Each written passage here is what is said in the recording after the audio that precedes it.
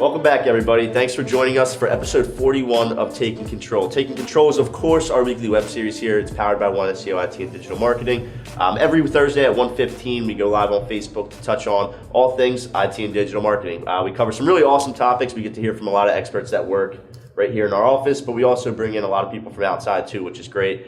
Speaking of experts, I'm joined this week by BJ Berge, who's our Director of SEO. Thanks for having me. Absolutely. I'm usually joined by Lance Bachman, who's the CEO of One SEO, but he is traveling for the next couple of days. He's visiting a lot of our clients out in the Midwest and the West Coast. So Lance can't be here, but he sends his best. So BJ, you have some big shoes to fill, so I hope you brought your A game. Always. Never a dull moment when I'm involved. Okay. Well, 2 weeks ago, BJ, you were on the whiteboard. You broke down some KPIs that actually matter after Lance and I kind of, talked about rankings and why they aren't really that important anymore the week before. But this week, I'm actually back at the whiteboard to go over some of those conversions and KPIs that actually matter. Being able to track your conversions in Google Analytics, more specifically your contact forms, because that seems to be a pretty general form of conversion on a lot of websites. So let's join me at the whiteboard this week for the tracking contact forms in Google Analytics. Yeah. So 2 weeks ago, right here at this whiteboard, BJ broke down some KPIs that actually matter, some KPIs that you want to measure on a regular basis. A word that got thrown around a lot during that whiteboard was conversions, and conversions can mean different things to different websites, whether that's a contact form, a phone call, a live chat. Today we're actually going to be exploring a little bit deeper the contact form, because that seems to be a pretty general conversion, a pretty general type of conversion across all different verticals and businesses. So let's take a look at how you would track contact forms in Google Analytics. So today we're going to use my side hustle business, antslamps.com. So I sell expensive exotic lamps on the internet on the weekends, for example. So I want to track the contact forms that I have on my website. There's a few different ways I can do it. So here's my website, little header. I've got some content, an image. Now suppose somebody goes and they click on my contact page. That's going to, of course, bring up a form. I'm going to be tracking their first name, I want to track their last name, and I want their phone number. There's going to be a little submit button down here. Ignore my handwriting. So I want just their first name, their last name, and their phone number. All three fields are going to be required. Now what happens when you typically fill out a contact form, right? We have to think about the order of operations. Usually you get sent to a thank you page. That's actually the key to the puzzle here. So what we do in Google Analytics is we set up what's called a destination goal, and that's going to track just that thank you page that they get sent to. So whenever somebody completes that form, they get redirected to my thank you page, antslamps.com/thank you. Now I can fire off a goal in Analytics every time somebody hits that thank you page. Now, of course, if somebody were to type in directly www.antslamps.com/thank you, it's technically going to fire off my goal in Analytics. So we usually say there's about a 95% accuracy rate with the goals when you're using a destination URL. However, you can be pretty darn sure that if you look at the end of the month and you have 17 people that got to your thank you page, that you're probably going to have right around 17 people that filled out that form. Now, why is it so important to track contact forms in Google Analytics? Because we can actually see how those people got to your website. We can see how many pages those people clicked on before they filled out the form. Or if I have that form on multiple pages, I'm able to see what page they completed the form on. Now, there's a couple of unique cases where maybe you don't have a thank you page, or maybe you have a pop-up that just says thank you for completing the form, but it doesn't take you to that unique URL. What do you do in that instance? So you have to actually utilize what we call event tracking, and that's a piece of Google Analytics. So event tracking actually takes that big submit button and it wraps it in these certain parameters that enable you to track it in Google Analytics. So we're going to say anytime somebody clicks that submit button, that we're going to fire off a goal in Google Analytics. Now that's very similar to thank you. You don't need to utilize the thank you page at all. You can actually track anytime someone clicks that submit button. So a couple of questions we often get are, well, what if somebody clicks it before they fill out the form? Or what if somebody clicks it 3 times in a row or something like that? So that will technically fire off a goal in Google Analytics as that event's firing off, because we're just tracking that submit button clicks. If you want to get a little more advanced and utilize what's called Google Tag Manager, you can actually set it up so that it only tracks that event if all of the fields are validated. So if the form actually actually successfully submits, it'll track the event. So that's a really successful way. But either way, just like the thank you page, you're gonna get a little bit of a discrepancy because of people who maybe they forgot to put in their last name and it highlights it, hey, you forgot to put in your last name. Well, now they're gonna click that button twice because they submitted it once and then after when they put in their name. So these are the two most common ways. We have that destination goal and then we have event tracking. Both are great ways to track those contact forms on your website and both are very, very necessary. So before I leave you guys, I wanted to mention, so we touched on the event tracking. There's so many great things you can do with event tracking, whether it's seeing how far somebody scrolls down your website, whether they click to call or they start that live chat. You can utilize event tracking for all of that. So I wanted to mention that and kind of give us a little entryway into event tracking because that's going to be something that we break down in a nearby whiteboard in the future. Well, Anthony, that was some great information. I really like learning about your side hustle you got going on, but you made some very valid points there on the whiteboard. Yeah, absolutely. I hope it was beneficial. And like I said in the whiteboard, one of the goals here is to get into more about how we can track those goals, whether that's event tracking, things like that. So that'll be in the near future in some future whiteboard sessions. Very cool. This week we actually get to hear from one of our PPC specialists here, Alexis, who has a very bright personality. She's awesome. She's going to talk a little bit about what PPC actually is because we get that question a lot and just kind of go over some of the nuts and bolts of it, of what PPC actually is. So on that note, let's PPC what Alexis has to say. Now I'm going to teach you guys about PPC. So the way we create a PPC campaign is we come up with a list of keywords. This is the bread and butter of the campaign. So what we'll do is we'll do keyword research based off what Google statistics are. They'll let us know what the cost per click is, how competitive it is, and how often it'll show up. Once we compile all this information, we'll create a list of keywords based off of the services that a person provides. So if you're a plumber and you do sinks and toilets, we'll break that out into an ad group, and each ad group will have the keywords that follow suit inside. Once we have that completed, we'll create ads. The ads are the things that people see once they go to Google. So it'll say, do you need a plumber? Do you need your toilet fixed? Click today, call today. Those are the ads. So how the moving parts work is someone searches, I need my toilet fixed. That'll trigger to Google to show the ad. Your ad will pop up. People can see your business. And then if they click on it, that's when you pay. The other portion that we look into, which is really important, is budget. So if you're someone like a lawyer or if you're a plumber, they have really expensive keywords. So this is why we do the keyword research, to get you a bang for your buck. So to wrap everything up, to give you an idea of how it works, if you're into sports, you can think about the combine. So you can say each person that's been training all year and while they're in college, and then they go to the combine, they can be considered a keyword. They're trying to get rankings so that they can enter the draft. And that's exactly what your keyword would do and combine with your ad. Once they're selected, then they'll go to a team. So once the keyword is selected to correlate with the ad, it'll be shown to the client, and then technically the client would be the team. So that's how PPC works in a nutshell. Down to you, Zach. Thank you, Alexis. This week on Taking Control, we'll be talking about recovering your backups. A lot of people will pay for backups thinking, oh, my data is safe and secure. I can recover it if in case of a failure. But no one talks about the speed of the recovery.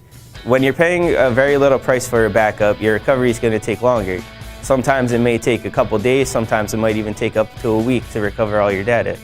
Paying just a little bit more money each month for your backup will increase recovery time drastically. You may be back up and running in a couple hours, sometimes in as little as 15 minutes with the correct hardware. You should talk to your current IT provider and ask them about your recovery solutions. And I'll see you next week.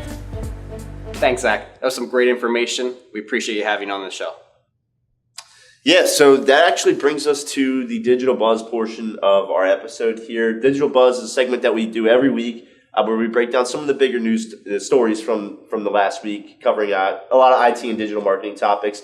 But it's really geared for people who maybe can't keep up with all the constant changes rather, and we can kind of shed some light in our takes on these stories. So I'm excited to have BJ on for the Digital Buzz. And this week, Google actually decided to announce that they are doing away with their URL shortener sort of program. Or tool rather. So for those that aren't aware, you probably have seen the Goo.gl URLs out there. There's shortened URLs that actually just take you somewhere else. So what this is it's a tool to provide exactly what it sounds like, a shortened URL. If you have a really long, even a UTM wrapped URL or a really long blog URL or something like that, you want it just to provide a really clean, short little URL, you can throw it in this tool and it'll give you a URL that would redirect to that page. So that way, if you're using it in an email or marketing or whatever it might be, it looks a little nicer, it looks a little cleaner. But Google has decided that they're actually going to go away from this. And people that have used it in the past, will be able to continue to use it through 2019. But it was an interesting move to decide to kind of sunset this tool. Yeah, well, let's talk about it. So what did Google have to gain from this in the first place, besides controlling how people shorten their URLs, right? Right. I'm sure they got metrics out of it. I'm sure they got some data out of it. But what really could they tell from that data other than the link they want to share in a smaller format? There's no actionable there, right? Mm-hmm. So no surprise, it's one of those value adds, but I think it hit a brick wall. Google knows it. There's no reason to put money behind it if they even are at this point.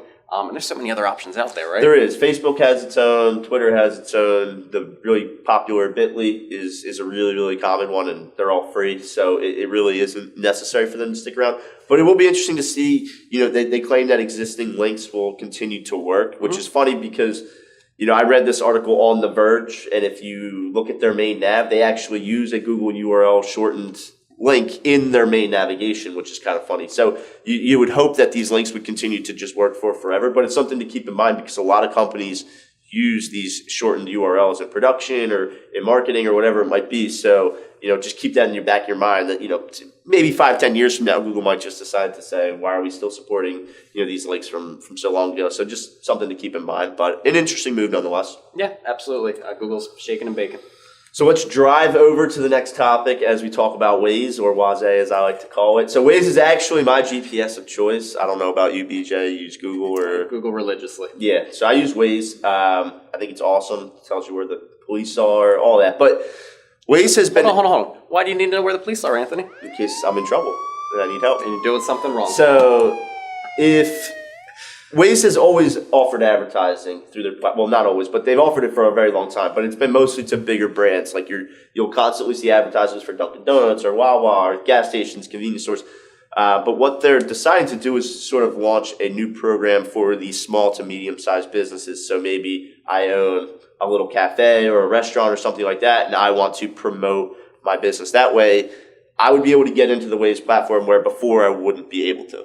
Yeah, no, definitely. It's a huge opportunity for the small to medium businesses, especially those one-off places, right? The small mom and pops who might not always get the foot traffic and attention that they need, but this presents opportunity because you have people using apps to get directions now. They're not stopping and asking for directions. Right. So you're not getting that word of mouth like this is the best kept secret anymore. You're getting hit with stimulus in the form of advertisements in your maps. Yeah, and Waze kind of offers a few different opportunities to advertise. You can get a little pin, and have your brand show up on the map. Of where your actual business is, kind of draws a little bit of attention to it that way. You can have the sponsored sort of search listings where if I'm looking for the closest gas station or I'm looking for a close restaurant, you can actually pay to have your restaurant or gas station or whatever it might be your location show up at the top as a sponsored search result, similar to like we see on every other search engine. And then they also have these zero speed billboards is kind of like what they call it, where if you're at a red light, your car's not moving or you're parked or something like that, it'll actually be a full screen display ad. That's where you see a lot of the Wawas and Dunkin' Donuts and things like that. So a few different options, but it's interesting. It'll be interesting to see how many small to medium sized businesses actually take advantage of this and want to get into the platform. But I think Waze is a pretty popular app, so we'll see. Yeah, it's one of those things that they pretty much had to offer at this point because you have all the other behemoths offering their type of advertising, sure. And Google's reinventing and Apple Maps and everything like that. So Waze really has to step up their game, and I think this is the first step of getting there. Yeah, absolutely. So 2017 was a pretty scary year as far as data breaches and larger companies that we all come to know and love that actually have been compromised. We went into depth, I believe, on our Wells Fargo episode a lot, where we actually broke down some of the companies that had some pretty big data breaches in 2017. 2018 doesn't look like it's much different. We have Saks and Lord & Taylor, who were actually just compromised, and I believe over 5 million customer data information, credit card information was taken, which is pretty shocking that it's this kind of stuff happens pretty regularly, it seems like nowadays, at least. Yeah, and listen, it's some scary shit. These are big name brands that you trust. Here's my credit card information. Here's my personal information. Email me, send me stuff, right? And it's not to say they didn't have defenses in place, right? But the question comes up: was it enough, right? And if these big brands really are no exception, what makes you and your company or you and your business any exception? If somebody wants something, they're going to get through it. And these hackers and all the spam bots and everything, they're going to evolve over time. So we need to evolve with that. Right. Yeah. I mean, we've seen Aetna, FedEx, Under Armour, all companies, big brands that we all know that were compromised just in 2018, and we're only just past Q1. So it's pretty scary stuff. And like BJ mentioned, it's not that some of these big corporations don't necessarily have, the proper security in place. It's just that it's probably not enough. It's definitely not enough at that point if they're getting breached. It's a scary notion that no one is actually safe anymore, especially when you're dealing with people's data and people's information. But you just have to make sure that you take the extra steps these days. Yeah, and you need to understand that the internet we use today it's a work in progress, and it will always be a work in progress. When it first started, it was back in the Cold War and stuff, and information going back and forth between Russia. But what happens is we just kept building on top of that, on top of that, on top of that. We can't physically shut down the internet to restart it and build it right and secure and keep everyone safe. So we have to keep evaluating it, evolving it, and getting security up and running. To that, you really need to assess if you have security in place. Is it enough? Because you're going to end up paying more and doing damage to your brand in the long run, especially now that these big name companies probably lost some of their customer base because of this. Oh, absolutely. So absolutely. Lifespan customers are now disappearing out of it. So what cost you more, the security up front or what you lost in profit in the end? Yeah, and the lawsuits to follow. But either way, well, everybody, so that was the Digital Buzz this week. That was also, we're wrapping up episode 41 of Taking Control. We appreciate everybody tuning in, and we'll be back next Thursday. Before we go, please visit oneseo.com/careers. We are hiring, so if you know anybody that's looking for a job, in digital marketing or IT, we have a ton of open positions available, so feel free to take a look at that. And we'll see you guys next Thursday. Take care.